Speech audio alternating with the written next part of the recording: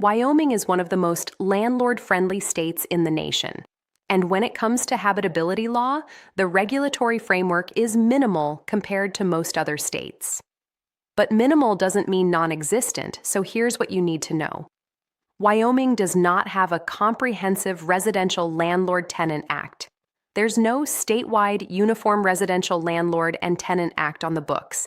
Instead, landlord-tenant relationships in Wyoming are governed primarily by the terms of the lease agreement, general contract law principles, and whatever local ordinances may apply. That said, Wyoming courts have recognized the implied warranty of habitability through case law.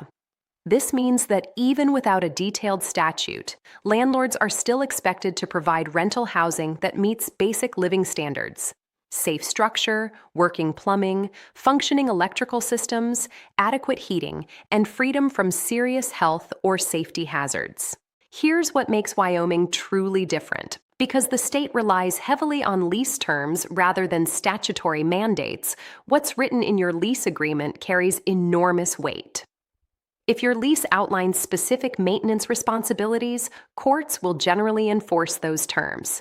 This gives Wyoming landlords more flexibility to define the landlord-tenant relationship than you'd find in heavily regulated states like Vermont or Washington. However, that flexibility cuts both ways. If your lease is silent on maintenance and habitability, the courts fall back on common law standards and the implied warranty.